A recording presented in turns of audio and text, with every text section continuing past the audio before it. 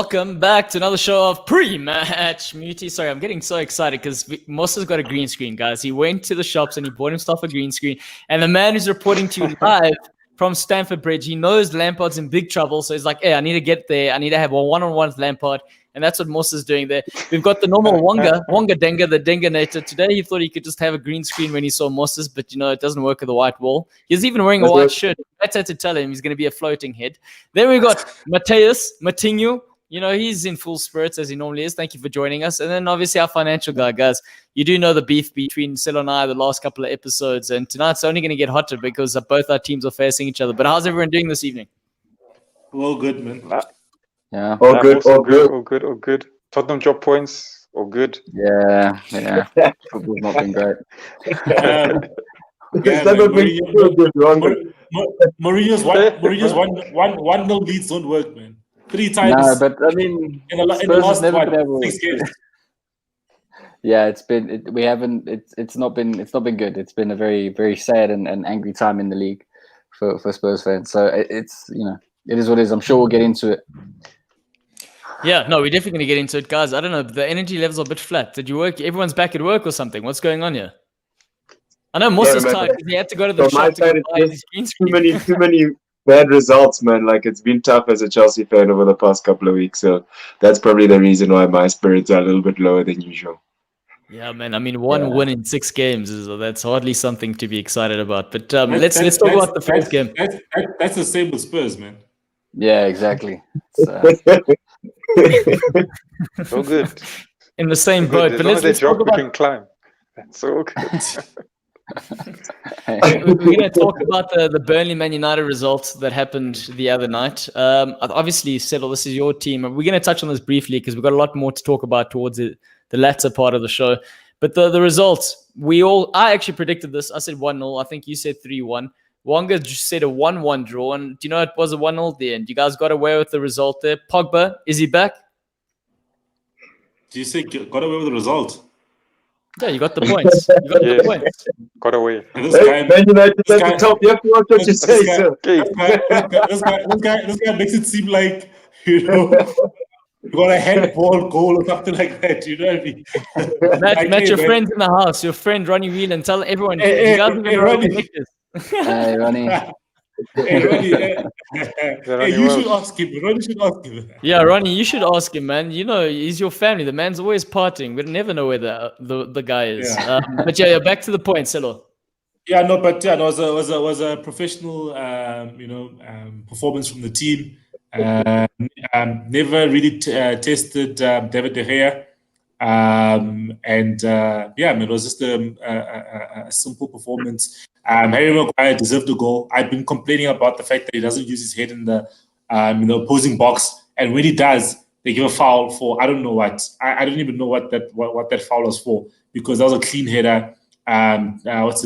Shearer in the studio said it clearly that he scored like half of his goals were like that in his career. It was a clean performance. Pogba got a goal. He was man of the match on the night. Kept it simple. Kept the team ticking over. Made the most aerial clearances. So he helped attacking and defensively. So it's good to be on the top at the top for the first time at this time of the season. Since 2013. Since 2013, and that season you guys went on to win the season, huh? Yeah, man. I think that was David De Gea's. David De Gea is the only player right now, like active player, because also Phil Jones won a Premier League, but David De Gea is the only active player to have won a Premier League with Man United, and I think that was that season. So it's looking good. Man United fans. Some guys don't want to be excited. Some don't. Some want to be like, no, guys, don't be excited. But at the end of the day, man, I think whatever happens at the end of the season, even if we come second, third, or whatever, or if we win it, you need to enjoy the moment, because you don't know when you're going to enjoy that moment again. You know what I mean? Wonga was sad. Wonga needs to be happy right now. You know what I mean? They won 3 games in a row, and exactly. You know what I mean? So you need to be happy about what's going on. You know what I mean? And that's where I'm at right now. I'm just happy about being top of the table by 3 points. Even if City win their game in hand, we're still ahead of them. And I think we need some footage to come back from another show or a tweet that Claudia said. Claudia said that Man United won't win the game in hand. What do we do? You know what, Selo, that was said in a private conversation. You see how this man airs dirty laundry. You know, certain things need to stay in-house. The man's getting loud now. But also, you know what, Selo? Jason said, Jason said, yeah. No, Jason said, he said, because of you, he puts Martial in his fantasy team, and the guy, he scores blank. He got nothing against Burnley. Guys, I put Bruno as my captain. Bruno got 2 points in fantasy, guys. Imagine. You know what I mean? So, guys, there's no formula to this thing. Martial creates a nice chance for Cavani. No. But it's not about the formula, Celo. It's not about the formula. It's about preaching about Martial. You're convincing our viewers. Yes. They then go take your advice, and then you give them shit advice. And then Martial missed a good chance, but also he created a chance for Cavani. What does Cavani do with the chance? He doesn't even connect properly. I will say this, guys. I do think that that whole Cavani tackle right at the end, I think that could have been a sending off. Probably should have been a sending off. I know you're talking about the Fridge. His goal should have been standing. Also, wait, let's go back to that. The whole Fridge goal. You know who I'm talking about? The Fridge who scored the header where Alan Shearer. Maguire, yeah. I was saying, if you've ever played in South Africa, that gets given a foul like 11 out of 10 times. Am I right, Mosa? Yeah, but it's not like the South African Premier League. It's the English Premier League, and physicality is always there, especially in the box where you get the big Maguire. Guys. Building. What's wrong? Oh, is it breaking on my side, or you guys you're doing all right? Keep going, Mosa. Sorry, that was all me.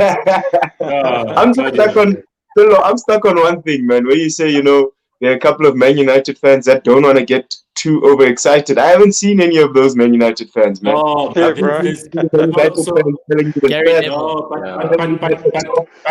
that's what's going on. You're not tweeting it, you know what I mean? So I've got a group with some other people that I used to work with, and all of us are excited. We're sending all these videos. Some guys there's a video of some guy who's looking for his top. He's Man United top, and he's like, "Oh, where is it? Oh, it's on top of the table." We're seeing all these videos. Those guys like, "Hey, man, guys, can you just calm down, guys? I just let's see what we do in the next month, and then we can see what guys. It's 17 matches into the season. It's almost halfway. Let's get excited. You know what I mean? Spurs were excited at the beginning of the season. They won 6-1. Now, guess what? What number Spurs? Number 6. What number is Man United? Number 1. 6-1. That's the 6-1 they want.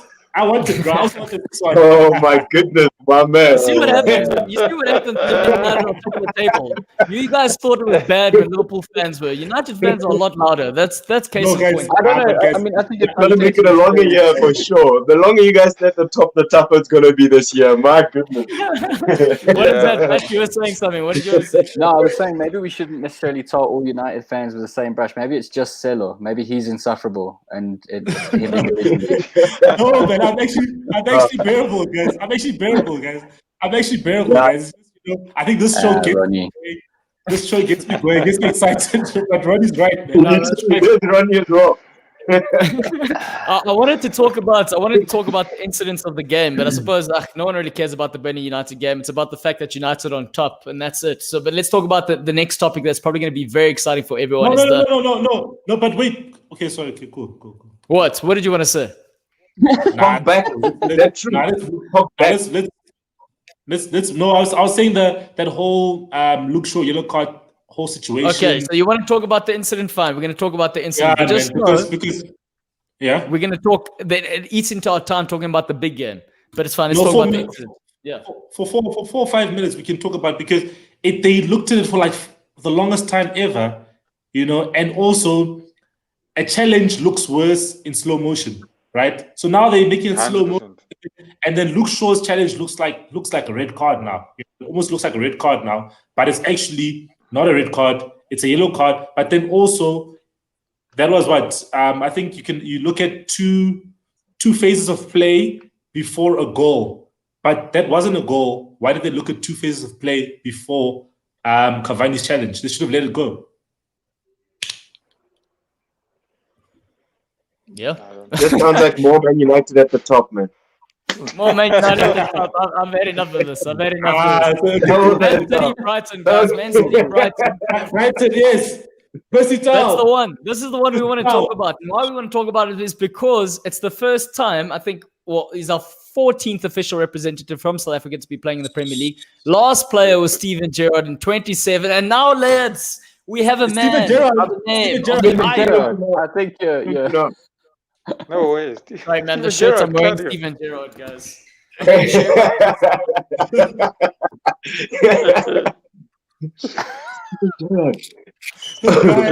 Steven Gerrard was the last player. That's my excuse to say that he signed Bongani Zungu. That is my excuse to bring Gerrard into the conversation. Steven Pienaar was the last player in 2017.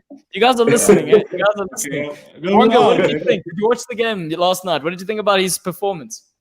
No, I didn't watch the game. I watched, pretty much the highlights, and I saw that. That one thing that you guys sent in the group as well when he finished Zinchenko.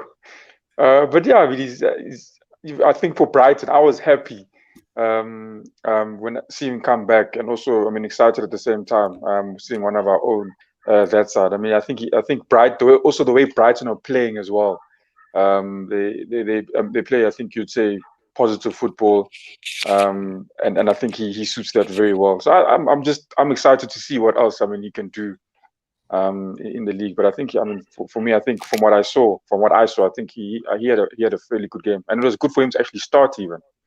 I think that's very good for him to start the game. I think that's actually a very good sign for him as well. Yeah, it's a proper vote of confidence in him from the coach to actually get him on the starting lineup and give these 60 minutes to play. And in those 60 minutes, he looked sharp, he looked fit, he looked strong. I guess he just has to gel a little bit more with the actual structure and the team, because there were a lot of runs that he was making, which the rest of the team weren't finding him. But it did look like he's going to, excel in the English Premier League, man. I'm excited to see him banging a few goals. But it was frustrating the fact that they didn't pass him the ball, man. Yeah. But I guess sometimes it is that whole thing with team chemistry. It takes a bit of time for you to know what positions this player likes to be in. His control and so forth. But the few touches that he did have, he looked great, man. I think obviously South African fans are excited to see one of their own players, but also Brighton fans. What I've been seeing on social media is that they're also excited and saying, "Hey, man, actually, this guy is not that bad. He's actually good. Like he can take plays. He's got pace. You know what I mean? So he can actually help us. So I think they've been pleasantly surprised about him, because I watched one of the podcasts, Social Seagulls, and they were talking about all the rubbish signings that they've made in the past, attacking signings, and they were like, "Yo, man, like we've made some horrors." So I was scared that this could be a bad one, but actually this looks good. So let's just hope against Leeds there'll be lots of space, man. Leeds, it's open sesame. So Saturday he could just go past Alioski and beat him for pace. Yeah, man. But pace will be a big factor in that game. Yeah, go ahead, Matt. Anything else you want to say apart from the big factor thing there? Yeah, no. I think it's when you look at what a lot of Brighton fans are saying about him, the pace is a big thing. I think he gives that something different to the side. I agree with Selo. I think he was getting left out of some of the play, but that's probably a factor of him not having practice with the squad as much. And he's essentially a new signing, as much as he's been away. He's at Anderlecht, whatever, for however long. So I think it'll take a while for them to kind of find each other and for him to find his place in the squad. But very promising signs early on and very exciting as well. I think it is awesome to see a South African doing it again. It'd be really cool if he can start finding goals and really lighten it up. And Leeds is a great place to do that. So it's gonna be fun. Yeah, man. And talking about the Brighton fans losing their minds about the signing, you got to remember that he was signed a while back for £2.8 million, and he's actually the one guy who's benefited from Brexit because of the whole moving away from Brexit. No, for real though, because he's had issues with his visa. So Brighton were kind of trying to hope to sell him for more, for the £2.8 million that they signed him for. And they landed up now, they've got a player here. And, he actually had a song sung by the Brighton fans before he even kicked a ball for Brighton. He's already got a song that they're singing about him while he was playing in Belgium. So that's pretty. He's on the right trajectory. So, and also something else that's quite crazy in terms of the contribution to a Brighton fan. The thing that he's done before he's even kicked a ball is that currently Percy Tau has more followers than Adam Lallana alone. That guy won the league with Liverpool. I mean, you know, so he's got more followers. No, I'm being serious now, dude. So now the whole of Africa all of a sudden are going, Percy Tau, he's arrived. And now everyone, those guys that you're talking about, the podcast Seagulls guys or whatever, those guys overnight like this. They got 150 new subscribers within after that video that they did yesterday. That one with the L word. It was what it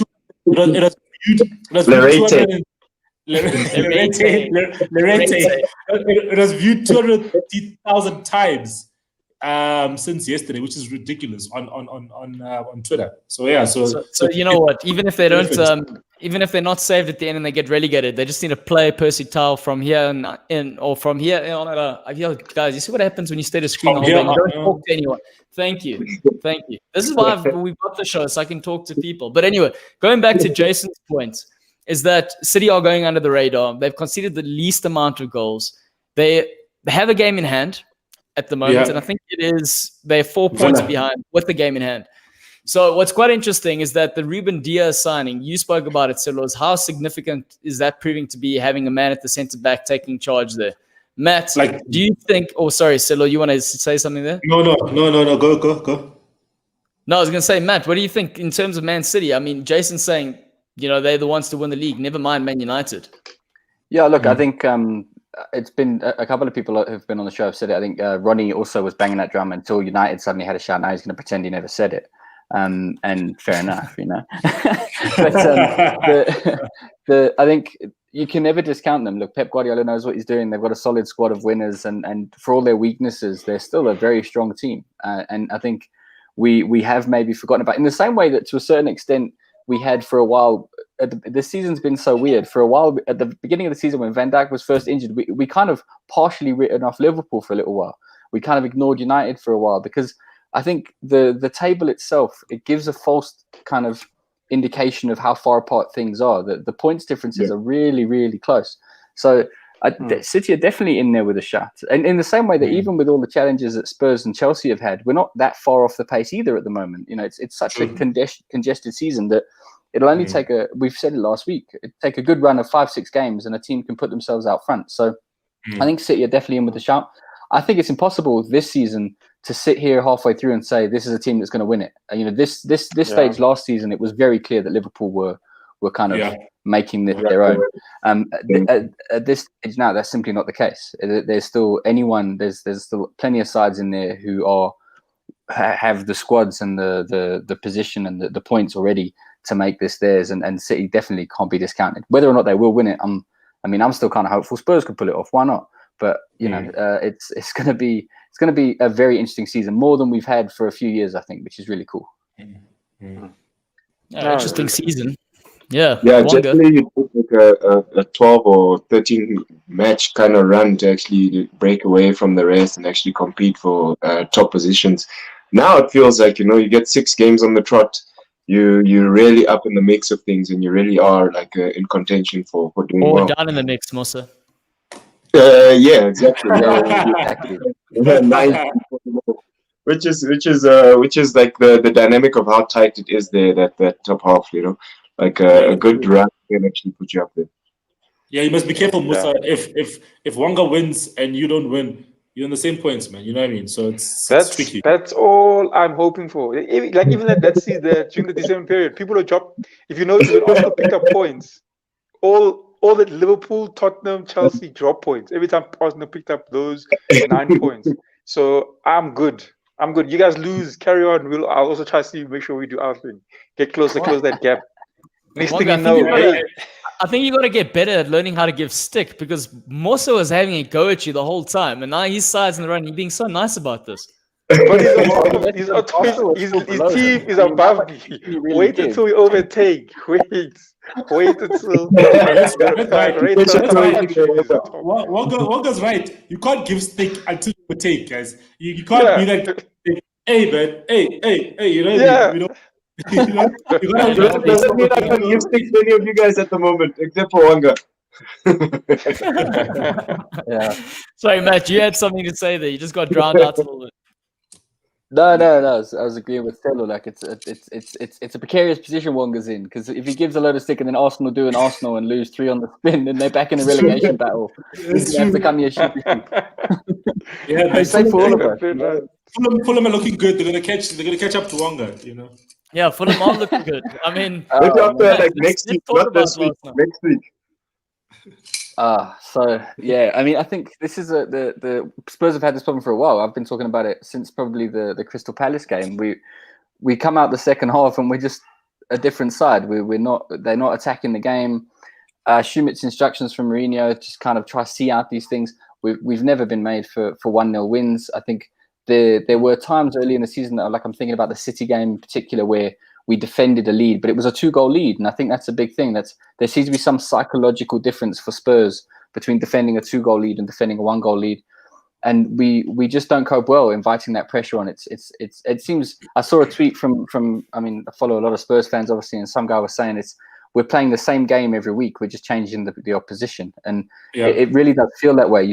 We go ahead and it feels, for that first 15 minutes, like, oh, it's going to be different this time. We're attacking, we're making stuff, we're you know, back to our old selves. And it's like, as soon as we get that goal, it's just something changes. We get and the second half is always kind of really worrying. And it's really frustrating, because you look at the side, you look at how we play in other games and how we've been performing previous seasons. You know, we can do better. We shouldn't be dropping points at Fulham.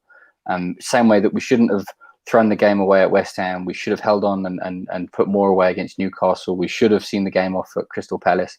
And I think this is one of those things where we're going to get back to the end of the season and we look back and we're going to, wherever Spurs are, it'll be these games that have defined it. We're going to miss out on being title contenders. We're going to miss out on top 4. We're going to miss out on something. It'll be these games that did it. I think that's a really frustrating thing for us. And it is something that Spurs have done in the past. You know, you look back and think the first time there was a season, it could have been the first season that we were going to finish above Arsenal. All we had to do was not lose by 4 goals against Newcastle. We went in and lost 5-1. And I just think, you know, it's these things that Spurs do, and it's really frustrating. It did start to feel like we were breaking that bug at the beginning of the season, but it seems like we've still got it. And a lot of us are really upset with, like, you know, we get ourselves into these awesome opportunities, awesome positions, and all we've got to do is see it through. You know, just put the knife in, finish it off, and we're throwing it away. And I do hope that the hierarchy are starting to kind of see this isn't going to work. But I mean, it feels like we should have got that message already. I think whatever's going on, we should be telling, as Spurs, we should be trying to go for 3 goals a game, because we know we're going to let at least 1 in. And we're just not able to keep it tight at the back yet at the moment. And we seem better at keeping it tight against the bigger opposition. You know, you look at how we played against City and Arsenal earlier on in the season, and we seem to be able to control games better in that sense. And we really struggle against sides that you feel like we should be able to see off. So it was another frustrating game. And it's hopefully it'll be the last one like that, but you just don't know. It's a really annoying thing, because it feels like this was a season that we could have done some really cool stuff. And it feels like it's slipping away, you know, like it's right there on the fingertips and we're just letting it pass through. And it's a hugely frustrating feeling. Look, I mean, you're getting frustrated there, but technically speaking, when we're looking at the conceding of goals, you've only conceded 3 more goals than Man City, and that's, I think, the second best defensive record. And then the other thing you got to look at is that you're only 6 points from the top. So, and it's like what I was saying. It is, like I said earlier, like the league position gives a really kind of false sense, because we are in 6th, which feels really frustrating. But at the same time, it is only 6 points. It was never there. Whatever, Ronnie. Whatever. Look, I mean, I know. I mean, when we were top of the league, and I was very optimistic. I mean, and I still am. I still think that this is the best Spurs side that's been put together for a while. I think we've been playing some fantastic football. I think Kane and Son are doing fantastic stuff, and Højbjerg has been an absolute revelation. He's really changed the way we control games from the midfield, and I think that's probably the more frustrating thing. Like when we used to kind of, you know, you think about back in the day under Redknapp, where we were a side that was fairly okay with 1 or 2 superstars, and we were pulling off top 4 places. Like that was incredible, and it was exciting, and it was fun, but that was really all we could hope for. Whereas now it feels like we could do more than this. We've got a fantastic squad of players. we've got Jose Mourinho in charge, and it just feels like we're letting something slip. And that's the well, Ronnie, I'll ask you this: if this wasn't Spurs, if all of those exact same players were wearing United shirts and Mourinho was in charge, you'd expect a lot more. And I think there is a tendency to say, oh, it's just Spurs, but we have to also look at the players that are there and say, you've got to expect more from them. You've got to expect this group of players to be able to achieve stuff. So I think that's a challenging thing, and it is a frustrating thing for a Spurs fan. And there's a part of you that, as a Spurs fan, thinks, don't get too worked up. Just be happy that we're challenging for top 4. We're right there. That's a really good achievement. Think of where we were. But at the same time, we don't want to fall in the trap of just doing what Arsenal did for so long, which was, at least we're competing for top 4. That's enough. We don't need to rock the boat. We just got to, like if we're this close, why don't we try it? That's the Spurs way. Like, we're the entertainers. We don't bore people to death. We go out and we do it. And we very often, Icarus, we go too close to the sun and we crash and burn. I think you're forgetting one thing, that Daniel Levy's got a lot of bills to pay off. So if he can just stay in that top 4 for at least the next couple of seasons, that stadium will get paid off. The COVID comes in, you'll start making money, and then maybe get excited about going forward. But I want to mention something else. I want to mention this though, is that yesterday when I watched the game, I only watched first half because that first goal was ridiculous. I loved it. Everything about it was perfect. Everything. Great. The cross, the header. It was one of those that if I was the striker at the end of that, I'm celebrating, taking my shirt off. One of those 80s sort of celebration where one of those, like it was one of those classic goals. So like I go home, I switch it off at halftime, go, no, this is game over. This is done. And then, some exciting things happened. But the thing is, they were attacking so well in that first half. There was even a chance where after that first goal, Aurier crossed it to Kane, and then Kane just didn't adjust his head properly. It just went above, man. And I was like, oh man, Spurs are gonna like score another goal, 2-0 at halftime, and then they didn't get the goal. And then obviously second half, Son hits the post, and then I think Fulham then just got the belief, man. And then my favorite Fulham player, Lookman, skins Sanchez on the byline and puts in a great cross. Yeah, it's that same thing where it's fine margins, and every game, all the games where we've drawn 1-1, you can go back and say, there were chances, there was really good chances that we could have won it. We could have turned this around. Even the Liverpool game, we could have won that game 3-1 if the chances had been put away. And I think that's the bit of it that feels. Whereas in the past with Spurs, it's been a sense of when we lose a game or we drop points, we feel like, well, we probably couldn't have done any better than that anyway. But I think Ronnie actually for once made a very good point just now. We were saying that Mourinho's parking the bus and he's got the 2 best forwards for once. But he is right. I mean, we've got Kane and Son who are absolutely killing it, and they're on such fantastic form. And we're playing this defensive game and expecting them to feed off scraps. And I think you see the difference in the first half and the second half. The first half, the teams are afraid of Kane and Son. As soon as they've got the ball, the complexion of the game changes.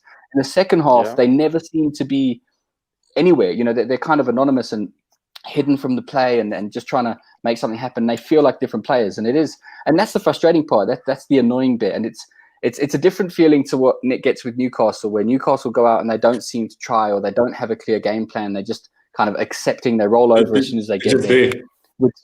With Spurs, it's like there's this opportunity to win games. We should be beating Fulham. It shouldn't be that hard. And I think the frustrating thing is that we're not doing it. We're just not doing what we can do and use what you see us do in other games. And that's as a Spurs fan, that's what's feeling frustrating at the moment. Sort of that untapped potential, which isn't a feeling that we're used to. Which is, it's a new one for me. No, but it's good because, and also I think there was a show I was watching. I was watching on Sky Sports, and they were talking about some of the players that Pochettino signed at Spurs, and they were kind of like ranking them the top 5 best signings he's made. And obviously, like Alderweireld is there. What's this? Son is there.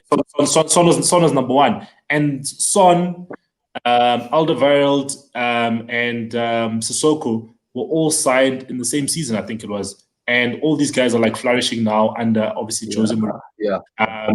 Sissoko's like gone to a new, just above. Just needs to probably score a bit more or create a bit more. But he's the heartbeat of that midfield. And then obviously Son has it's like crazy,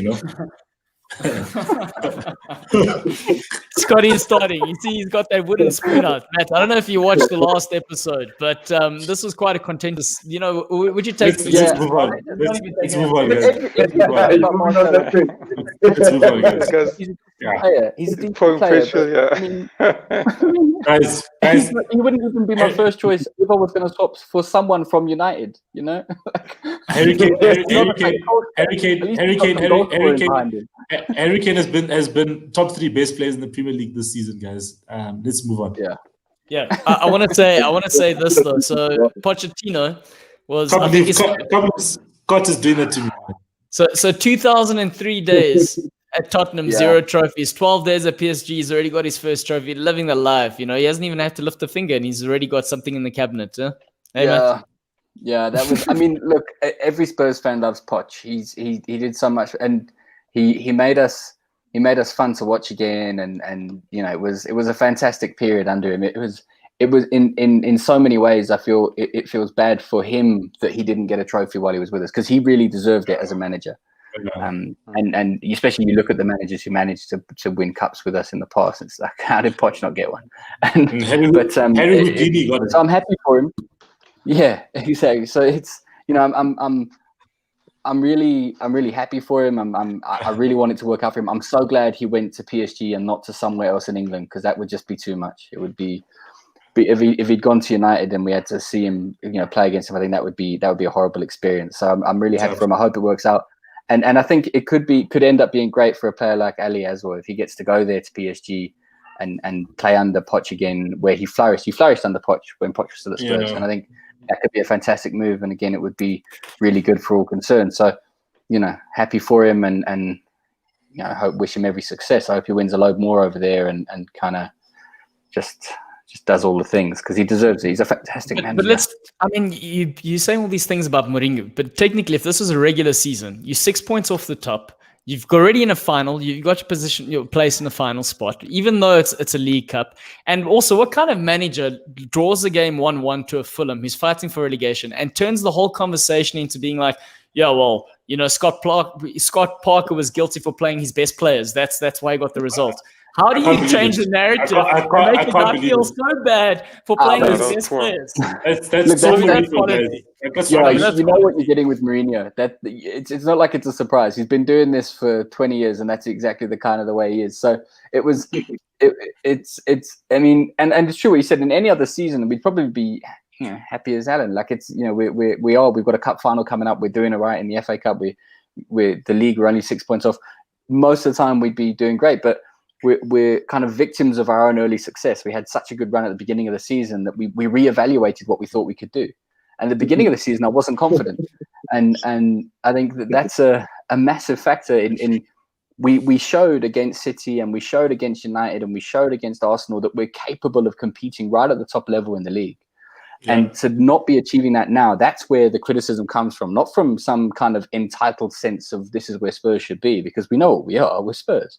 But we've been proved this season with this group of players under these conditions that we should be doing more than we did against Fulham and against Palace and against West Ham and others. And I think that's where the frustration comes from.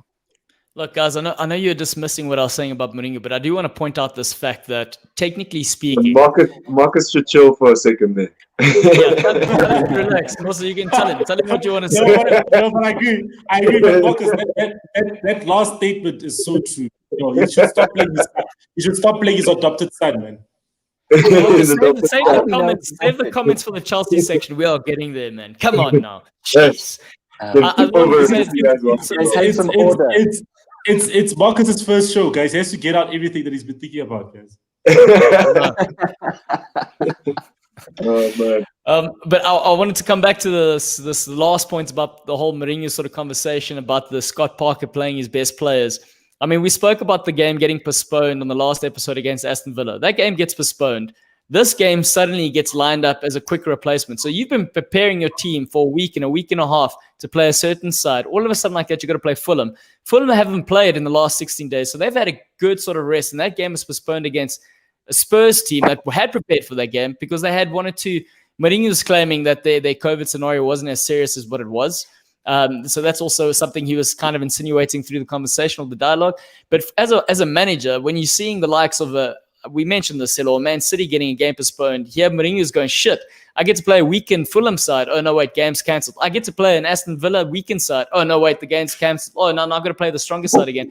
It messes with your planning. It messes with your psyche. It does to a certain extent. I'm not making excuses, but should we feel a little bit for Mourinho from this aspect? Look, I understand. You know, but this isn't going to be the last time that happens this season. So Mourinho's not going to be the last manager that gets done to. And I think we've got to acknowledge that there's going to be a certain amount of flux in your preparation for these games, and Spurs won't be the last team that face it. And I don't think it's unfair for Spurs fans to expect Spurs to come out attacking in the second half against Fulham, regardless of how they had to prepare. And that's the truth. We shouldn't be relying on defending a single goal every single game and then showing we're not up to it. And I think the ins and outs of whether or not, I mean, we talked about it a bit last week about whether or not they should even be playing football now with everything that's going on. And I think those debates need to happen or whatever. But to say that Spurs have been more affected than others, maybe in this instance a little bit more, but it's not going to be the last time. And I think Spurs will be on the receiving end of, you know, the fortunate side of one of these equations at some point during the course of the season. So you kind of got to take it as it comes, you know, take the bitter with the sweet. Because even Villa versus Everton this weekend has been postponed because obviously Villa's still not ready. They still have the COVID cases. And then next weekend Villa's going to play Newcastle. But then are Everton getting a substitute then? Like Mourinho got, you know what I mean? Everyone is playing a game this weekend, so that's different. You see, so from that perspective, Mourinho is going, for this caralho. You know what I mean? Anyway, but going to talk about, you know, it's 3 games in the trot. Can they make it 4? They're playing tonight, and I spelled Arsenal correctly because they're playing well. Did you misspell it last time? Last time I think I wrote literally like Arsenal. Anyway, doesn't really matter. They're doing all right now. Wonga, what do you think is going to happen tonight? The lineup, the players. Speak about your team. They're doing well. You get to talk now. You've been quiet for the last couple of weeks. Yeah, you don't need to be embarrassed anymore. You know, you can go for 3 points, Jeff. No, like I've said it before. You guys said I'm happy that they're winning. And the nice thing about the wins is that they came while the other guys were dropping. So it sort of did close a gap there. Crystal Palace, for Arsenal, it's always been, in fact, Crystal Palace itself, I think, is a tricky team for most people. Sometimes they show up and sometimes they don't. And if they do show up, yes, they can be problematic.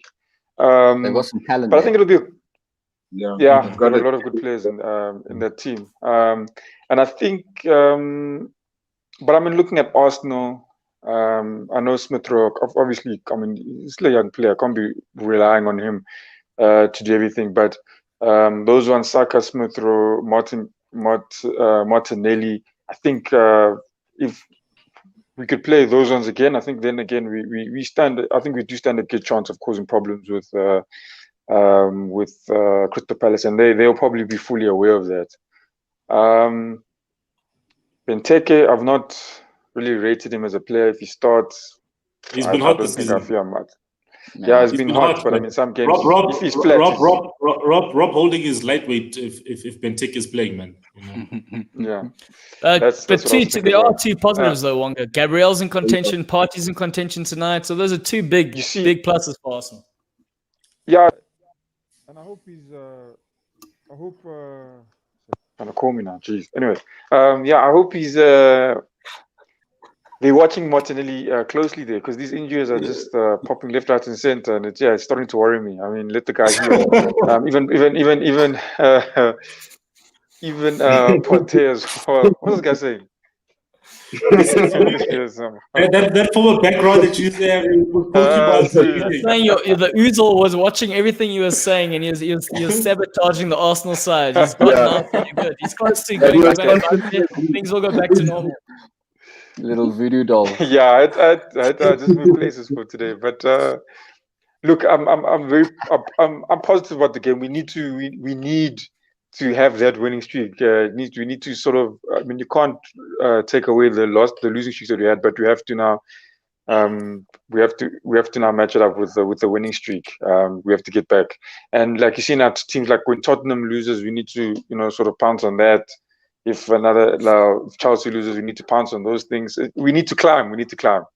But Chelsea's not going to lose. It's take advantage, man. You guys could be, you guys are fighting for the best London team, guys. So. I mean, but it was already one best team in Manchester, so Wait, Wonga, answer this. Wonga. That's what Bexy. Okay. I see you, mate. Okay. Wonga, answer this. Percy Tau or Pepe? Easy. Percy Tau, bro. You could buy Tau 30 times for the price of 10. Percy Tau, I feel like Percy Tau would give me. You'd give me what I want from him. Pepe, we're not getting what we thought we were getting when we got him, and it's pretty much at this point in the stage. I don't even think it's better than what Percy Tau can offer. I think Percy Tau can definitely offer more. I'm not being funny. I'm being serious. You never know. Pepe one day is good. One day scoring a free kick. Yeah. It's obviously interesting that you're playing Palace. It's come out that the fact that Unai Emery wanted to sign Wilfred Zaha instead of Pepe. And then obviously the Edu decided on, or not Edu, but whoever was there before Edu decided on Pepe ahead of Zaha, and was going to be the same price, that 70 million pounds. And everyone wanted Zaha. And you see, guys, Liverpool in that scenario, they don't go buy outside. If there's a player doing something in the Premier League, they'll spend their money on the player in the Premier League. We've seen it. And that makes sense. You can see what not every conversation is about Liverpool, Like, please tell it. Like everything. It's like he fetches Liverpool somewhere, then he brings it in. Like we're talking about South Africans in the Premier League. He manages to bring Gerrard into the conversation. Imagine. No, Silo, to answer that, Silo, I was shocked. I don't think surely there's not an Arsenal fan or any person that now, when hearing that news that they had an opportunity to sign a willing Zaha, and then they got Pepe from outside. Zaha was he willing? They said he said willing. He said Unai Emery asked him. And he said yes. That's it. It wasn't even like maybe. He said yes. He was willing. He was going to go. And they decided to sign Pepe. He even said that. It was exact words. You guys not because Pepe play for Ivory Coast as well. Huh? Yeah, both they play for the same country. Yeah. Do you think they got their papers mixed up when they were making the deal? Go out and sign that Ivorian chap. True. They signed the wrong one. They go to France and sign the wrong one. And it meant like, look, I don't know what they had talks with, I don't know what talks that was Pepe, but look, if you look at the situation with Zaha, he's already in London as well. What do you? It's not a big move for him. He's literally just changing clubs. He's been in England all his whole life. He's literally just changing clubs. That for me, it makes more sense to sign someone like that, especially if you're a team like Arsenal. You've been struggling to make. Was I think at that time. But Unai Emery was new that time. We always making top four. You're not competing for the title anymore. You need to bring something that's certain, and I think Wilfred Zaha was going to be. It's going to be. It's proven quality in that league. It just shows what Arsenal there's definitely, and it's still happening now. There's definitely things happening behind the scenes that we're not aware of. We're thinking, it's Arteta this, Arteta that, but there's a lot happening there. The things that we are aware of, the things that are happening on the field right now. What is working for Arsenal right now? I know Senor keeps speaking about it. We've got the youthful players. We've got Smith Rowe and Saka. We've got those players bringing the energy, and that is the huge difference. But is there something Arteta's doing from a managerial perspective in terms of tactics, in terms of how he's handling the players that you could comment on? I don't think so. Look, for me, he's taken out. They're just playing well now. After 3 games, after a poor run, now suddenly they're just there. Look, what did Arteta do? He was bottom of the log. Then he changed. I don't think he says much to the guys. I think because now at the bottom of the log, he's now put Smith Rowe. He's actually given the youngsters now a chance. He's taken out Lacazette now. Lacazette's been given a chance week in, week out. What does Smith Rowe do? He rises to the occasion. Literally, he's been involved in, I think, a lot of the goals in those matches. Saka's he's been pretty much consistent for me, and that's why he's also got the goals there. But those, and Gabriel Martinelli as well, also just came back from his injury, causing problems when he was on the field. And I think that to extent it did contribute to that. I think Arteta, yes, I think, and I said at the beginning of the season as well, I think, yes, he does have the right ideas in terms of how Arsenal should play. They definitely, what was different with when Arteta came in to when Unai Emery was there, and it's even evident in some of the games that we did lose, is that there was a lot more energy in Arsenal. They were literally trying to close down the teams. All throughout the game. With Unai Emery, the only thing I had a problem with is that they didn't look like they wanted to win the game. But with Arteta, even now, like you see now when he was playing, when Smith Rowe wasn't there, there was this, even when Gabriel Martinelli wasn't there, there was this thing, I don't know what to even call it. It's I'll just call it that U shape. You pass to the left, the ball goes around, goes to the other side, ball goes out. They couldn't penetrate. Now you see some of the goals they scored now, they're literally penetrating them through the middle. You know, they're getting down the wing. It's similar to Man City goals as well, where all they have to do is pass the ball across and tap it in. You know, you've literally penetrated through the defense, and that's what I think is what was missing before. But now you see, now I'm also of the opinion that now if Smith Rowe gets, that's why I say I don't think he's done much of it. I think it's just the player change has helped. Because now, if he takes off, which game was Newcastle? Newcastle was 0-0, and I think Willock started, and who was the other one? But Willock was the one that Nketiah. Yeah, Nketiah. Willock was always starting before Smith Rowe, and we weren't getting anything from him, eh? Smith Rowe comes on, and you can see immediately, even from the first touch. I remember the first touch when I saw Smith Rowe touch that ball. I said, "This guy certainly looks different," you know. And it's literally that's what I'm saying. That's why I think that the player swap for me, the player change, was effective in this case. But if we lose now, if we play tonight, and Smith Rowe twists his ankle, I think then we're gonna have a little bit of a problem. That's why I think we need this. It's January now. It's halfway through. I'm hearing a lot of things, but I'm not seeing pen to paper. No one has money, guys. You know, Arsenal went for a loan. You know, went for a 120 million rand from loan from the Bank of England. Guys, no one has money, guys. You know, a bit difficult time. Look, Brighton were lucky. I hear you. They were lucky. They waited 2 years to sign their player. Exactly. Yeah, you know, look, if Arsenal perhaps get Ozil off the wage book, that's another factor, because that's a lot of money to be spending on a player who's basically just he's the mascot's assistant. He's going to stay till the end of the season, because apparently there's a loyalty bonus that he'll get. He'll get if he stays until the end of the season. So he's not planning. So he doesn't want to leave now, guys, because he'll get a loyalty bonus. So why don't put him in the squad? Is Musa still there? Was he frozen?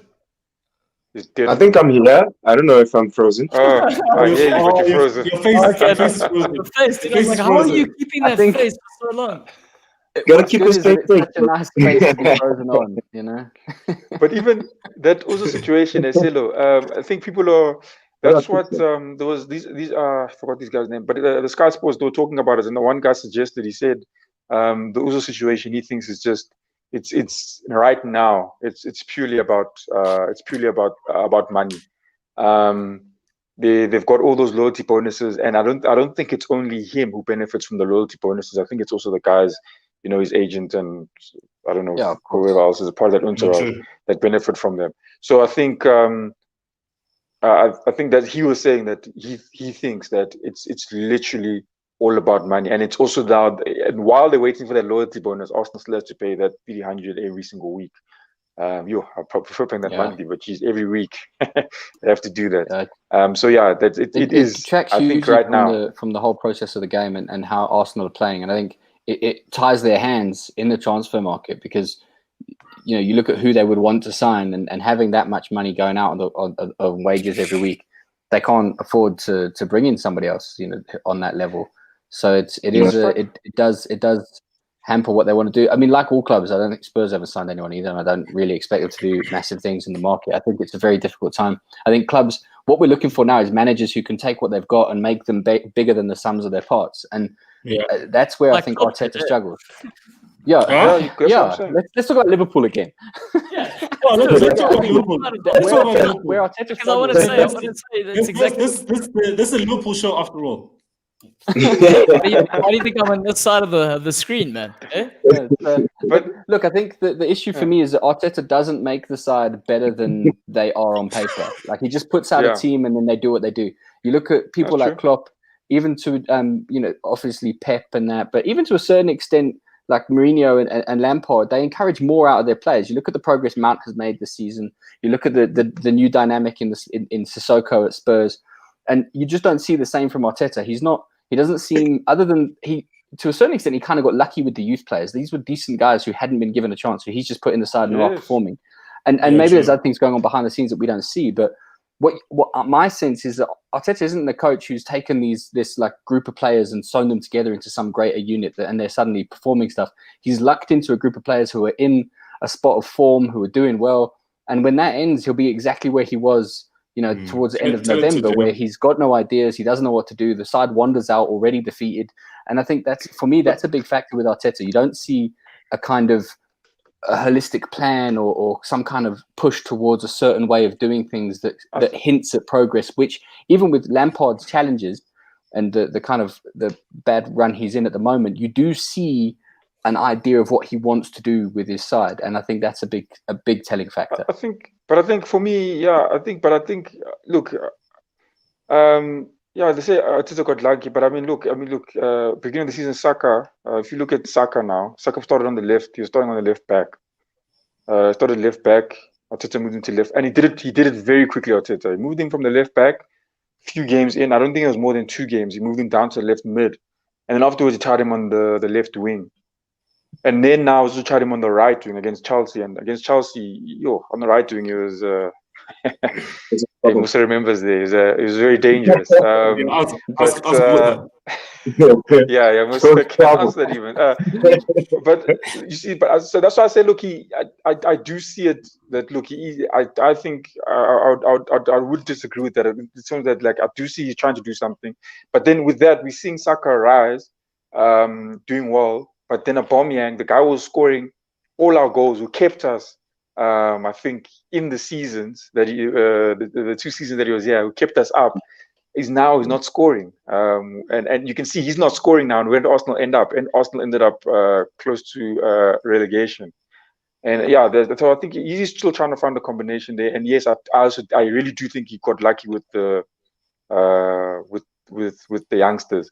Because I don't understand what it is, but he keeps on just giving guys. He keeps on playing. Things are going to change. Like Willock, I could have told you a long time ago that no, try something else. Try something else. Willock is not the player, but you keep on playing. Even with his big players, look at how he persisted with Aubameyang and Lacazette, and they weren't performing, and he wasn't mixing anything up. Yeah. He was asking them to do the same job week in, week out, and it wasn't working. And a different manager would either get rid, pull them out, and replace, or he would say, you've got to do something different. We're going to change the plan and make this work. Selo and Mossa, you see what happens when these 2 London fans get together. Both their teams are actually doing all right now, and they're complaining about them, saying how it's not working. Oh, yeah, because Liverpool fans never complain. Right? No, I'm not saying we're going to talk about that now. We're complaining about the complaints, last month we're at the bottom. I can't. I was there. I'm not thinking things like could maybe happen. I'm saying we're there. I'm coming out of the mud, and I'm like, I did not like it. I want to go back there. I do not want to go back there. That's what I'm saying. So everything, guys, we take everything that's Wonga is saying. There's got like a factor of fear in most things that he's saying. So that's his perspective. That's where he's coming from. But someone who should be 100%. fearing, and that's the next topic we're going to be talking about. I mean, they got a decent result against Spurs. Next game, they're going to host Chelsea at home. Mossa. Come on. We if we lose that game, no ways, man. Then it is a big question for Frankie about it's a derby, man. It's a derby because that's Chelsea. It's Chelsea's closest rival in terms of distance, right? Yeah. So if we lose this one, it's really gonna put the spotlight a little bit more on Frankie and his performance. The players, I don't know what is happening in the changing room. I don't know what's going on. Players are trying their best, but it doesn't seem like it's coming to the fore. And it doesn't look like they've got the strategy and the approach figured out so far. And that really just points in one direction to me. It points in the direction of the coach at this point in time. And if he doesn't turn his ship around really, really quickly and use this game as a stepping stone, in the same way that Arsenal's trajectory did change when they came up against us. They used that game to actually change their fortunes and actually put in new options, try out new combinations, try out new players. We have to do exactly the same in this game. We have to get the results. There's no other way. If he doesn't get the results, there's a lot more pressure coming on for him, given the talks of all the matches. Pressure or sack. What do you do if he loses against Fulham? What do you do, Musa, if you were Abramovich? You see, that's the thing. I do love his history as a player for the club. He's got a nice legacy, and I'd like to see it repeated as a manager. But we are getting to a point now where we've spent all this money. We're getting to the halfway point of the season, and it's fallen apart, and there's no kind of direction as to what to do with all the money that he spent, because a lot of the players that he's using aren't, or they are players that he bought, but they're not even playing in their best positions. They're not playing they're not creating combinations in ways that you'd expect a coach that recruited these players to kind of plug them in and slot them in and then show them what he should do. At this point in time, it's quite scary, and I think if the club and the players are under a different manager who's got a little bit more experience, who does bring a certified, guaranteed approach, it might be beneficial for the players as well. So, yeah, I wouldn't be in a hurry to sack, but it is going to become more and more pressure on the owner to actually then make the decision quicker and quicker. No, and it's true, man. Like the whole manager thing is very key, guys. Like I always look at PSG starting lineup to see what Pochettino is trying to do differently with PSG. Mauro Icardi wasn't playing under Thomas Tuchel. Moise Kean was playing and banging in some goals. Now Icardi scored 2 goals already since Pochettino's come in. You know what I mean? He's brought him in, so it's always like a coach kind of like has a coach coming in, like Tuchel's probably, or whoever's the coach that you guys are talking to. It's really looking and saying, okay, cool. I'm going to play Kai Havertz as this position, Werner this position, this position, this position. They already have a set mindset of in terms of how they think they can get the best out of the players. But like Frank, like he was saying the other day, like he's always wanted to play Werner in the middle. But that's not true, because you should have played him in the middle if you always wanted to. You know, exactly. You can. It's not like Giroud and Tammy are injured, and now you're only left with Werner. You have to play him in the middle. But you decided to play Tammy in the middle, but now you say no. I've always wanted to do it. So Frank needs to decide what's his best lineup. I think he knows what his best defense is, but he just doesn't know what's his best attack, and that's where you have to score goals and stuff. Hey man, let's see what he can do. He'll have to do much better at this point in time. You really have to put up his socks, given the amount of money he spent. You know, that's the challenge. Like he's being given all that money. But here's an interesting thing, so the money, the pressures, all of this. But this isn't a normal sort of circumstance for a league. Okay, let's also factor that in. So should he be measured with the same criteria that would previously he would be measured according to, or is it slightly different? Are we not being a bit too harsh with this whole scenario? Yeah, that's why I'd give him a little bit of time, because we knew that there's going to be like 6 or 7 new players coming into the fray, coming into the starting lineup, and that generally does take a little bit of time to get some combination and get some fluidity in the team. And without having this COVID scenario has created that reality where teams never had a long preseason. He couldn't really test these guys out for a month, 2 months, and see what works well between them as a combination. And the run we had at the beginning of this season was very promising in terms of, you know, how we looked, how we were actually coming out to games, how we were looking a little bit more aggressive, and our sharpness and our edge was there. Whereas now it's taken a step back, and we're not looking as attacking or as menacing as we should be, which is we're comparing Frank's current form based on the form that Chelsea had at the beginning of the season, and that's probably where it's a little bit difficult in this COVID dynamic. But it is that dynamic, and we can still compete for this season, and then they go into Euros, and then they come right back again into the next season. So he's not going to really have the luxury of having a lot more time to actually compete and actually bring his philosophy into the club. He'll have to do it as he's playing game week in and week out. Moscow, I wanted to ask, you've seen, I saw yesterday and today talk about them bringing Avram Grant in to be part of his backroom staff. And I thought that sounded interesting. I mean, for me, it was interesting on two things, because Avram Grant wasn't exactly the most successful Chelsea manager during his time as manager. Won the Champions League, though. Yeah, fair play. But he's massively respected. 2008, he won the Champions League. Man United beat Chelsea in the Champions League. What do you mean? The day, Did he take him to the final?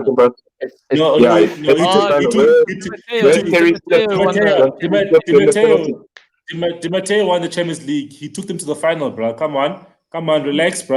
Relax. Financial guy, he knows the numbers. Trust what he says. Okay, all right. Yeah. So, I mean, anyway, but yeah, look, I mean, Mossel, do you think that would help him? Do you think, and talk of that, maybe is that a show of confidence in it? They want to keep Lampard around, but maybe just give him some more experienced heads to lean on behind the scenes. I don't think so. I think it's one of those guys. It happens in the PSL, guys, when they start bringing in some other guy who's got close links to the owner or the club, and then as soon as you lose a couple of games, then you fire, and then that guy's caretaker. Like, yeah, it just never works, does it? Avram Grant, who's hitting, those are Abramovich's like two friends. He's got them on speed dial. I'm sure he's got more than two. Goose David is too old. And also add like Ancelotti to that list, and add a couple of managers to that list. But the philosophy with Chelsea, even when Di Matteo did win the Champions League that year, he was coming in as like a interim coach. They sack a coach and then get interim coaches. They don't necessarily get a support coach while the main coach is still in place. So I think it is a vote of confidence for him.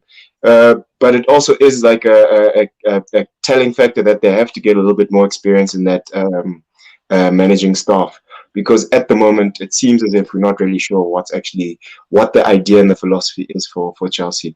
So Avram Grant will be very, very good experience for Lampard. They've worked together. He knows exactly what is happening at the club and the club's philosophy. So it'll be good to have him as like I can't say the words mentor.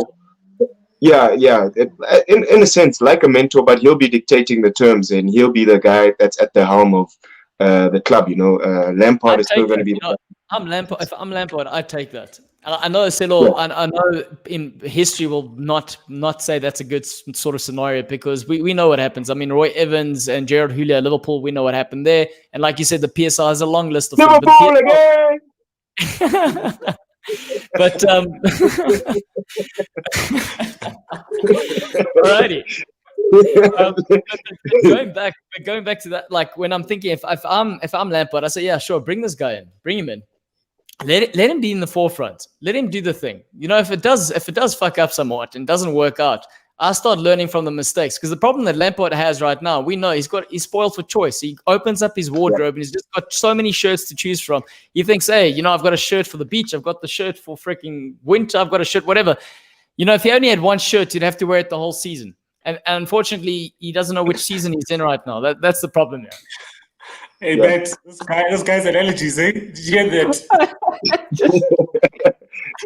But that's kind of the problem, man. Like, he's really got these spoiled for options. And sometimes you can see the players that he puts onto the field, even they're a little bit lost. I mean, you've seen a couple of instances where Werner's he's not playing in his best position. You can see Kai Havertz doesn't know how to mix in with the rest of the gang, where Jorginho and Kante are sitting together. And then other games where he should be a little bit more defensive, he puts one defensive midfielder. It's those type of decisions where he needs to be, I guess, a little bit more challenged about the decisions that he's making regarding the formation and how the squad comes together. Do you not? At the end of the day, what this comes down to is he's a victim of money burning in the back pocket, and the director's going, shit, we've got this money from Hazard. We need to sign players. We had a transfer ban. We just need to buy. He didn't need that. He needed 1 or 2 players, work with the current squad. You know, it was this whole COVID thing. Give him time to kind of get used to everything and then go, you know what my team really needs is X. And what happened, Chelsea went with young players. We went with young players, bought them for a lot so we could sell them for the future. That's kind of what they did. They kind of took those young players and messed it up. Those young players, Liverpool again. Those young players, they have a lot of pedigree. You know, they have a very good track records in their own clubs. None of the signings that we made were like, oh, that's not the greatest, or that's not a really good signing. Every signing before they actually pitched to the playing ground was a great signing for Chelsea, all the way down to the goalkeeper. You could go from the strikers, Werner, Kai Havertz, all the way down to Mendy. And that Thiago Silva and the likes, you know, so the signings are very, very good. It's just the way they're coming together isn't as we envisioned. And the problem is we don't actually see how it's intended to come together. But guys, let's factor this in, and this is to everyone here. Let's factor this in. It's big money spent on young players, right? The other players, the older guys, were somewhat cheaper. Big money, young players.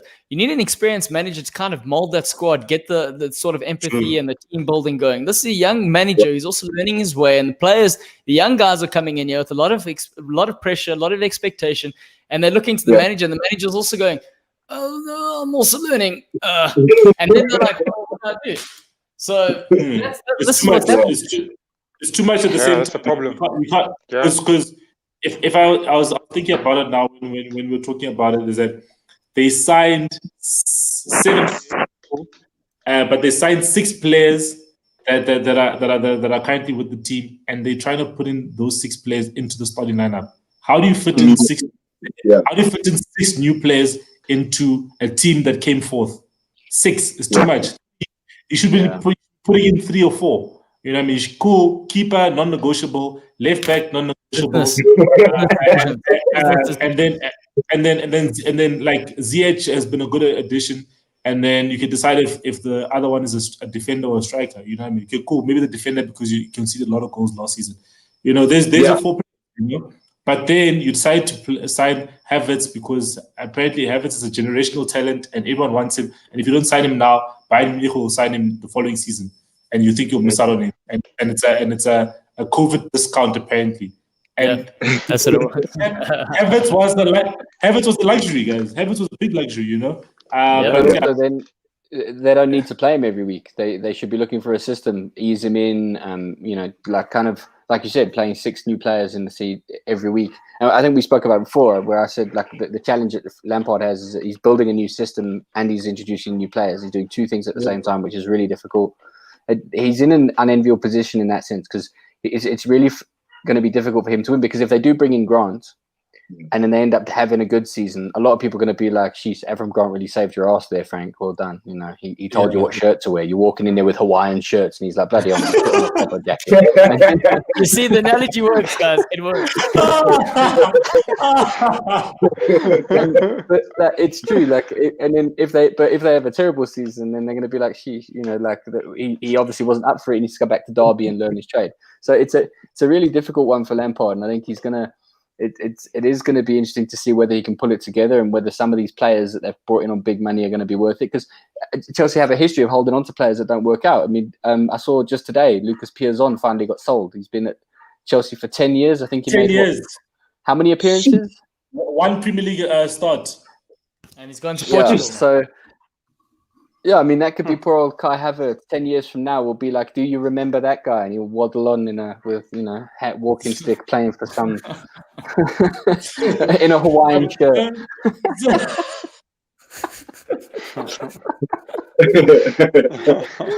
Oh man, Oh, damn, dude. All right, sorry, guys. Okay, Chelsea, a lot of airtime. We've spent a lot of time about certain insignificant things. You know, Chelsea's one of them. Sheffield move on. versus Hey, Spurs. easy there, Tiger. You see, Chelsea's one of the insignificant things. You know Anything that's what's so not- funny is people must think we're the biggest hypocrites because we've got guys here complaining their clubs don't sign players, and then you've got a club that signed all the players, and you're saying, but the problem was they signed too many players. That's true. You can't Gotta fight love the game, man. We need Chelsea to got look at greedy. Liverpool. We need to look at Liverpool. Oh, Liverpool's coming. You wait. Matt, just quickly, just because we need to talk. We're still saving some time for the last thing. The Sheffield Spurs game, sort of, how do you think they're going to line up? How do you think they're going to set up and how the game's going to go? Look, I think I'm really hopeful that we do seem to be a bit better away from home than at home this season. I'm really hopeful that we'll go out and score a couple of goals in the first half and then be able to hold on for the win. Sheffield obviously finally got a win this season, so they'll be up for it. They'll be keen to bring it to us. And I saw a cool tweet from a Spurs fan the other day saying, "Thank God Newcastle lost to Sheffield United. At least we won't be the first team that loses to them this season." So I think, given our current form in the league, I think there is a good chance we'll come away with a 1-1 draw. You know, the same old script, just different coloured shirts. But I'm hopeful that we'll win it. It is a game that we should win. On paper, it's a no-brainer. We should walk away easy 3-0 winners. But it just depends whether we come out in the second half willing to play football or bored and ready to go home. So let's see. But I know that the big one is coming. So I feel awkward. I'm visually between the two of you now. I feel like I'm going to be in the middle of watching my mum and dad fight. So But it's crazy what you said. You ready to rumble? Ding ding ding ding ding No. ding ding ding ding ding ding. We're still talking about Sheffield, man. Yeah, man.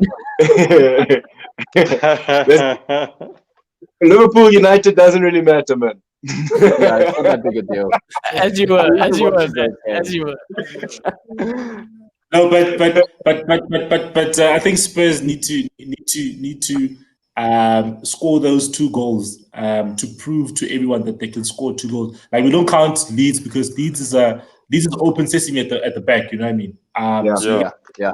You guys just need to against a team that, you know, some of these teams at the bottom, man, they're tough to break down. They like compact at the back, you know, don't give you much opportunity. But yeah, you guys just need to score those 2 goals, man, because yeah, man, this 1-1 Crystal Palace, Wolves, and Fulham thing won't get you into top 4. Yeah. No, definitely. Yeah, I agree with you. Really. I think Spurs have to come out deliberately saying we need 4 goals from this game. Just to just stamp the authority and show their prowess. The same way, like, you know, when they did play Man United earlier on in the season, they came out and that's when they're most exciting to say, we're not going to hold back and score 3 goals and then sit pot. They went and scored more and more goals, and that was very exciting. And also, it put the players in the best.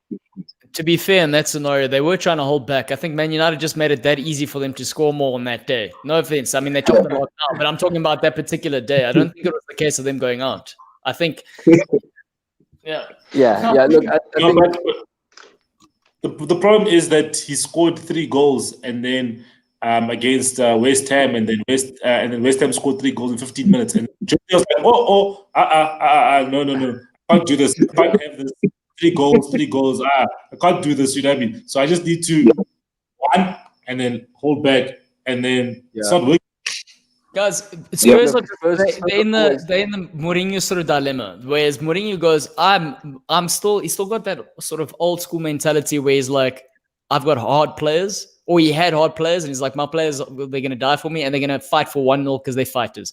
Now he's got soft sort of modern players in their approach. They just when I say soft, I mean they don't pay as much attention to the art of defending as they do going forward. And now he's going, I've got these hard guys. You know, now you kind of, in a game where you can be on top, we know this very well, Mosa and Wonga, when we were playing. You can be on top of the game. You can be 1-0, 2-0 up.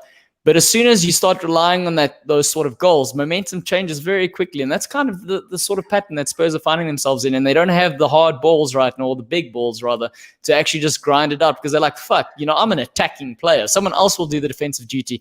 And, you know, that's not necessarily accurate, because Kane has been grafting. Yeah, and that's the thing.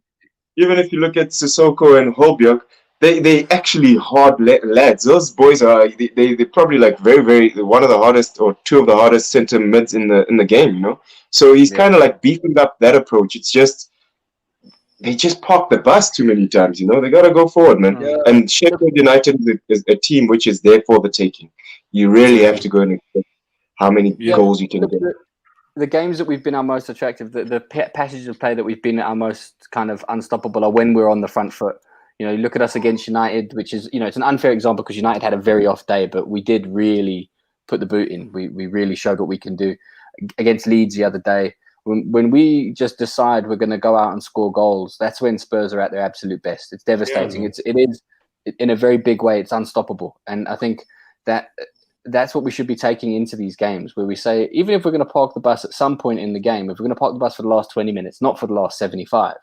If we're going to park the bus, we should be doing that when we're 3-4 goals up, not when we're 1-0 up. That's not our strength. We've got look at our, it's a team that's built to score goals. Kane, Son, Bergwijn, Lamela. You know, these are players who are going to come on and they're going to push for goals the whole time, and we should be doing that. And this is the kind of game that I would normally hope that we could just put 3 away and then cruise the last 20 minutes, but you just never know. It always, there's that sense of unease, and so I'm hopeful we'll win. I'm confident on paper we can win this game quite easily. Whether or not we will remains to be seen. So, you know, all hold thumbs for me. Good luck, chap. All right. So, Selo, are you happy to discuss the next thing? Yeah, because I felt like it was like a minute on Sheffield. Like, yeah. No, but I said we had to skim past. I didn't deserve that. You're right. It was disrespectful. It was disrespectful. Yeah, it was Sheffield won the Man, let's really talk about Liverpool.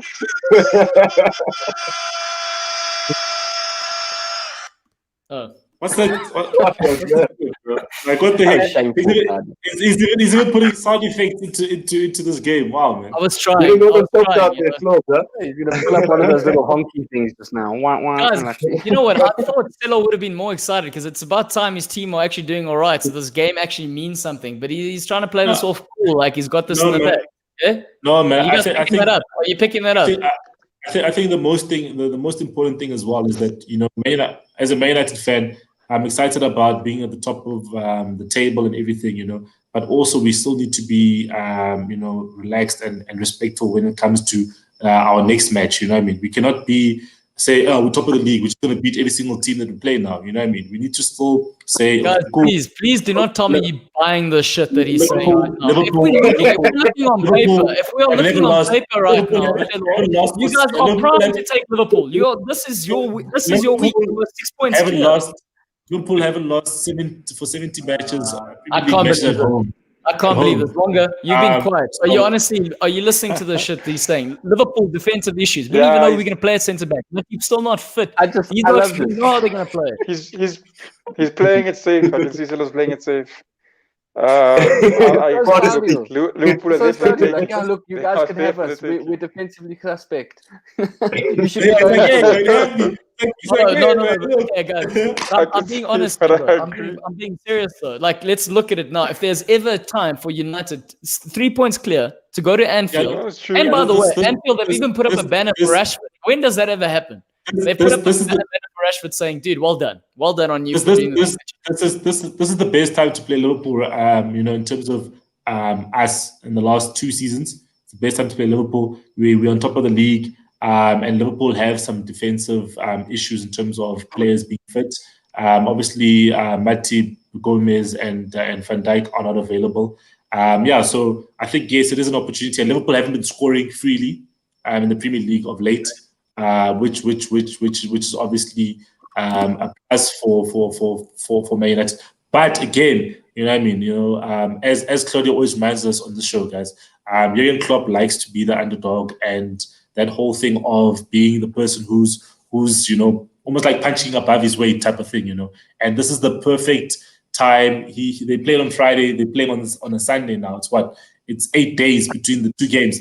Klopp has been drilling them during this week. He's been telling them, guys, like he's just been preparing them. Whatever he tells them at training, you know what I mean? He's just been telling them, hey, guys, whatever possible, you know, do whatever you need to. If you need to go visit a priest or whatever you need to go do, to make sure that I you guys. always knew the United fans were bugging the Liverpool change room. How do you think he's got so much insight as to what Klopp's telling the players? So whatever it is, you know what I mean?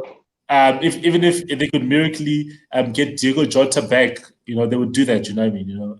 For this game. If we could, if we had some of that PSL magic water, then Flip, he'd be playing. Exactly. So, but then again, Man United as well. Solskjaer, the starting lineup is very important. That is the most important thing because too many times you've seen it in those big games. Where we played Chelsea in the FA Cup last season, semi-finals. Where you played. What else did you do? Man, see, I even forgot. But yeah, Leipzig. I mean, sorry, the Leipzig game where he started the wrong people. He started the wrong formation as well. That is the. He put all those defenders towards the end, bro. Exactly, you know what I mean. So tactics were wrong for the Leipzig game for the FA Cup semi-final. So those matches, he needs to learn from those matches. Now, Pogba plays well in the midfield, in his preferred position in the midfield. Now you can't come and start McFred and put Pogba somewhere else in the field. Selo, he can't. Like, Pogba's going to do his thing. The guy he's doing his little two-step. He's got the little zigzag shaved in his head. The man's got the flamboyancy that he used to have when he's got that in him. And I think that's going to be a big factor on Sunday's game. I think the one blessing that we have is that we're playing at home. Yeah. That's all I can say right now. That's the only thing I can say. The other thing, and then maybe check Matt's like going, this is an interesting conversation. Sitting back, what are you thinking there, Matt? It's like I've never seen United and Liverpool going into a game both really not wanting to win it at all. Like, we see what happens. It's a game. Like, I'm going like this. Liverpool right now. What Sela was saying was right, because Klopp loves the underdog status. So this is playing into Klopp's hand, 100%. I think when we're looking at Thiago, he's a huge blessing for us, because I did mention this previously, and I know Scott said the centre halves weren't the problem. When I was talking about us missing the centre halves, I don't necessarily mean defensively. What I'm talking about is going forward, because when we had Gomes and we had Van Dijk, we had, I think, 3 seconds. I was looking at some stats earlier today, 3 seconds less possession in terms of how we're changing the ball, getting forward, getting in behind spaces. Now what we're doing, we're holding onto the ball 3 seconds longer. We're playing everything in front of sides. So if we're looking on paper, we know what Ole is going to do. He's going to sit deeper. He's going to wait for the counter-attack. If whoever we play at centre-back, if we're playing Henderson to couple with Fabinho, who, by the way, we miss in the midfield when he's playing at centre-back, but he's been immense for us. But if we play Henderson there, we lose the intensity in the midfield. If we play a youngster at the back, they can run circles around him. That Louis Barry from flipping Aston Villa's child Rice Williams. If they play Phillips, the Oak's going to fall over his own feet if we play a high line. So from that perspective, it's playing very well into United's hand. However, and I will say this, we're talking about can you highlight that comment, man? Thiago gets a touch versus London high schools under 16s. Oh my goodness. Man,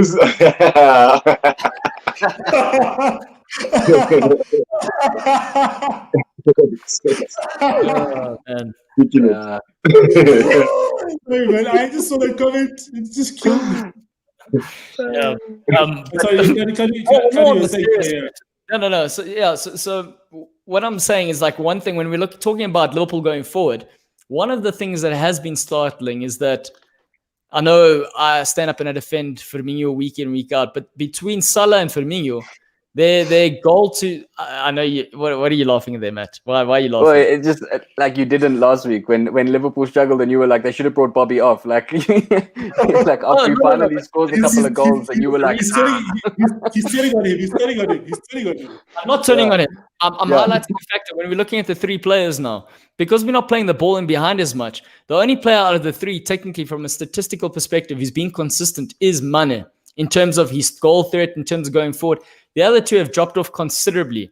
And I don't know what's happening in Salah's mind, but sometimes it just looks like he's not even trying. He's taken less shots. He's taken, I think, less shots at goal. He's not creating more. I think Timo Werner right now is creating more in terms of, I think, goals per game ratio. He's got 0.39. And Salah's got Salah wants to go to Catalonia. Like, Salah's stats have dropped from 0.9 to 0.5 to 0.3 in terms of expectation of a goal.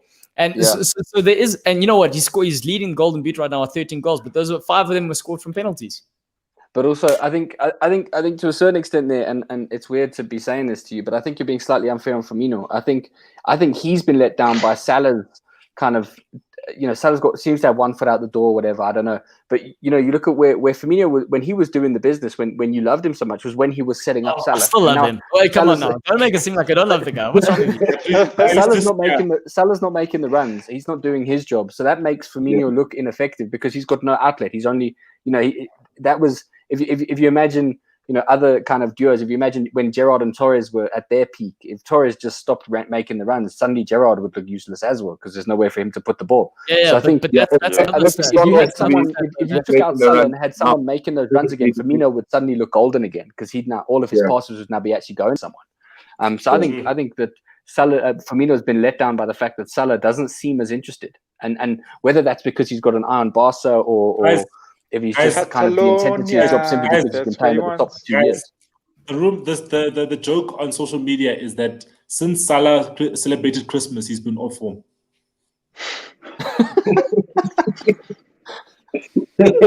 Pre-match meeting. This is us giving you the hardcore evidence of pre-match meeting there. Am I right, Selo? Probably ate some pork as well. Guys, this is why we've got a parental advisory sort of sticker on our. I'm being serious. If you go to our Apple podcast, they put a parental advisory sort of thing. Yeah, that's because Richard showed that one time. So we were wondering why. Yeah, it's because Matt was talking about Richard's pussy showing up on the screen. Remember when yes. Yes, you are right. That's why we said that afterwards and said, "Oh, parental advisory." You're done. You could say shits, fucks, and all these other things. That one, you are out. You're done. Okay, but back to the game. Is there anything that before we move over to the betting, the prediction side, Selo, is there one last statement you want to say from how you think this game's going to pan out? Yeah, man, I think we said that Ole is going to obviously sit back and obviously try to absorb the pressure as much as possible. But yeah, man, the lineup needs to show some form of intent. So you have to find a balance, in terms of being defensive and also trying to, when you do get the ball, you know what I mean? Liverpool aren't Man City, like that whole possession type thing. Liverpool are very efficient with the ball, you know what I mean, and try to do things quickly, you know what I mean. Man City can go back and still think about it and say, no, let's try to do it this way, and Man City just do it in an unconventional manner, whereas Liverpool, they use the wings a lot and they try to obviously do 2-on-1s on the sides, So I think he needs to start Pogba in the center, so that Pogba can actually get on the ball and not play him on the left. Play a person that is a left winger on the left hand side. Play Trent's biggest nightmare, Marcus Rashford on the left. You know what I mean? Trent can't handle Marcus Rashford. You know what I mean? And now Trent doesn't have anyone playing next to him. That's exactly. He's got no one to protect him. You know what I mean? So Rashford has had some pressure against Trent. So rather play Trent to the left.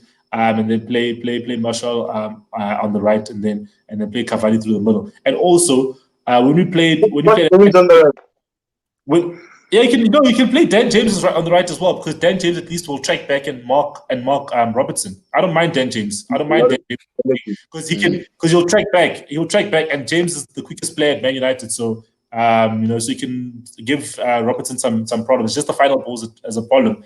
But yeah, Man United last time at Anfield, we had so many injuries. Pogba was injured, McTominay was injured, Rashford was injured. We didn't have Bruno yet.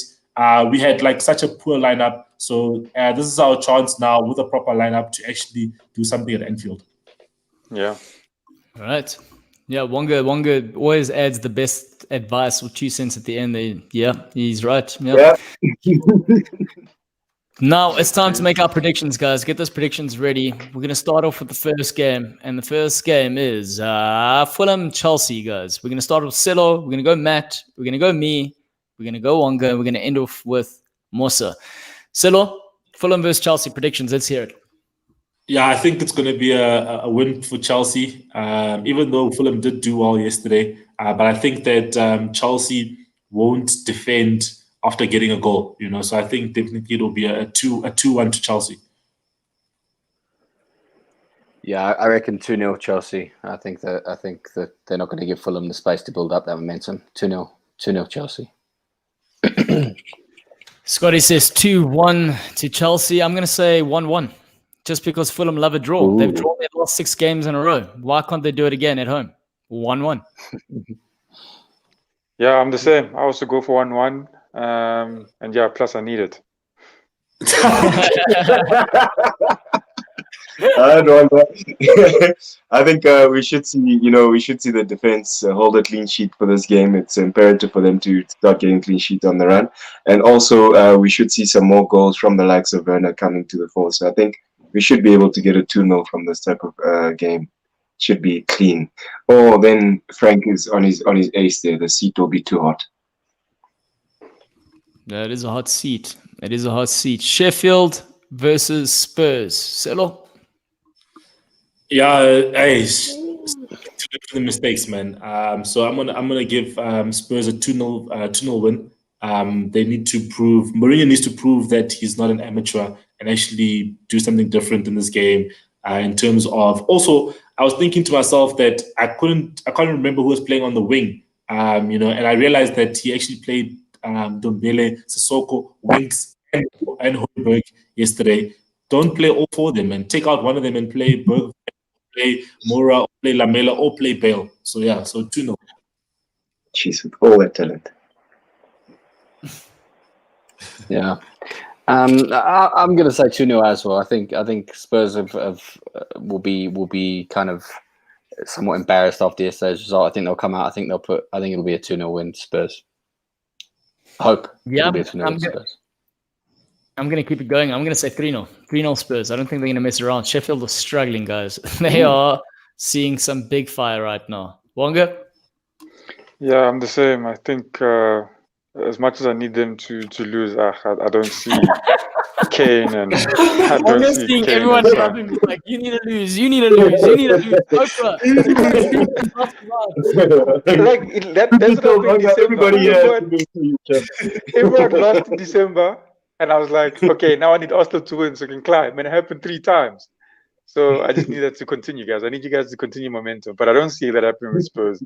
Yeah, it's too much of a long run. Even Arsenal reached their points. They said they can't lose anymore or draw. So yeah, I think I do see Spurs taking a 2-0 win. Yeah. Yeah, I think like the Tottenham will have to come out a little bit more with a lot more intent for the game. They have to attack. They have to make sure that they're the bigger team for the game and give Sheffield no chance. So I think they'll probably come out to 3-0 for this. The strikers should be hungry as well, man. Like Son and Kane should be thinking, yo, this is an opportunity. For that golden boot. If you're not going to be scoring 4 past Sheffield, then I don't know. Then you want that golden boot. I don't know. Yeah, exactly. No, we forgot to speak about the Arsenal Palace game tonight. So I'll start with you. Oh, Arsenal Palace. Yeah, I think. Hey, Wonga, sorry, man, but Wilfred Zaha just got a child yesterday, guys. So I think. I think man wants to do the right thing for close to his child's birthday. I mean, child's birth, obviously. So yeah, so I think it's going to be a 2-1 to Palace. Yeah, I think look, Palace are always dangerous. Eze and Zaha are just really 2 huge talents, and I think they could cause Arsenal some serious problems. Arsenal have shown that they're shaky at the back. If they get rattled, they do tend to be error prone, and Palace have players that will latch onto that. That said, Arsenal have also been they're in a rich vein of form. So I think it could be a 2-2 draw. I think it'll be a really exciting, compelling game, and I think I'm going to say 2-2. Yeah, I'm gonna. You might be very happy to hear this. I'm gonna say 3-0 Arsenal tonight. I think the young boys are gonna bring their energy. I think Palace, they've been a hit and miss this season, and I think because Zaha has a newborn, he might just be hungover from all of that. All of his energy went that side, and I don't think it's gonna show up tonight. So yeah, 3-0 for Arsenal. Wonga. Yeah, I was gonna say 3-1. To Arsenal. How you guys disrespecting How can you guys disrespect Arsenal? Smith Rowe. Because last time I Smith backed Rowe, you guys, Saka. you lost and went on a run of losing like 8 in a row. So I'm never doing it again. Arsenal haven't been super convincing. Not even against Chelsea. Wow. Okay. No, that was like, They were. man, that was just. convincing. That was convincing. It was a convincing win, but it wasn't like your team is convincing. It was just how shocking Chelsea were, and the fact that you had a whole new squad, and the energy that they brought was to show Yeah, proof that's points. the thing. We're convincing. They were shocked because Chelsea lost 3-0 against Arsenal. They were just shook. That was the shocking part of it. But Arsenal were convincing, Oaks. And this thing of people saying Saka's overrated. No one's overrated him. Where's Guys Brom? playing well. West Brom was also a convincing victory, so that one I watched in the snow. That was good. Yes, yeah. And But I Saka's see not them taking overrated. 3-1. Saka's Yeah, not overrated. people are saying there's many comments I see. They say no, Saka's overrated. He wasn't even in the list for Player of the Month. Was it last month? I don't think he was even there. Despite I think winning. I think No, he was. He was. 2 or 3. No, you can. No, I'll he show you the was. list. I don't think he was there. I'll show you the list. I remember when I voted, man. I remember. It's meant to be like a normal prediction, sort of. Let's in and out. Now it's But yeah, sorry. when Arsenal actually played one. The list I saw, he wasn't there. Go there. Go, Musa. Oh yeah, you said 3-1, huh? Wanga. Yes. Okay, top. I think like Arsenal should be able to get a result. I know like if they approach the game in the same way Wanga's approaching it, where they're looking at everybody ahead of them to drop points and then make sure that they kind of like do their job. I've seen Arsenal do that a lot of times and it hasn't worked out too well for them, where they've slipped from being in top spot because they're looking at everybody else. But if they can focus on the squad that they have, the current players that they have, I think they should be able to get a result even against this Palace team. So I think 2-1 to Arsenal. Oh damn, Wanga, you're right, man. He didn't get nominated. Damn, man. Yeah, Shit. he's not there. Can you imagine? No, your Arsenal player got nominated, but you guys only won. And Saka got man of the match in many of the matches he played. I think he got 3. No, but you guys won. Yeah, but man of the match for Arsenal, what does that even mean? But you guys won. Pick the ball. He passed the ball forward. Go look at guys got listed. You guys won 2 games in December and two in December and 1 December. Was it all those in December? No, because it's just 26th against Chelsea is your first win. Yeah. 26th, that's your first win. Okay. And then the next game is like the 29th or 30th of December, and then that's your next win. So you guys only won. I think Selo was stalling about the Man United Liverpool prediction. Bring it on. Bring it on. Let's do it. Bring it on, Claudio. All right, Selo. Matt's gonna start. It's gonna be Wanga. It's gonna be Mosa, and then it's Let gonna me start. Oh, you want to start? You start. No, I want to start. No, guys. Yeah, man. So it's man. I think it's going to be a tricky game, man. It's a lot is on the line, and yeah, I just feel it's going to be a 1-1 draw. No ways. No way. You guys today. 1-1. Bruh, what's going on? Look, I agree. I think it's going to be a hugely tight game. I think it's going to be like it's the biggest game between United Liverpool in the league for a long time, and I think with that on the line, I think it is going to be a very tight game. I think it's going to be really tense. But let's be honest, at the moment, both sides are kind of mistake prone at the back. I reckon it's going to be 2-1 to United. I think they're going to get away with I think there's going to be a mistake at the end. Someone's going to give away a penalty or slip up or something. And then United are going to end up coming away with a very late winner, probably in the 10th minute of extra time or whatever. But I reckon 2-1 United. And I think it's going to be a big deal for Liverpool because it's the end of that winning, that unbeaten home streak. It's the end of it's a big symbolic thing. I think it's going to really change the complexion of the season. I completely forgot and about I think for bonus points, there's going to be some VAR controversy, and Claudio is actually going to explode on Tuesday's episode. guys, the show won't even be on Tuesday, guys. The show will be on Sunday. if that happens, just be ready, guys. Just be ready for whatever. Wonga, I'm gonna save mine for last. Wonga, you go.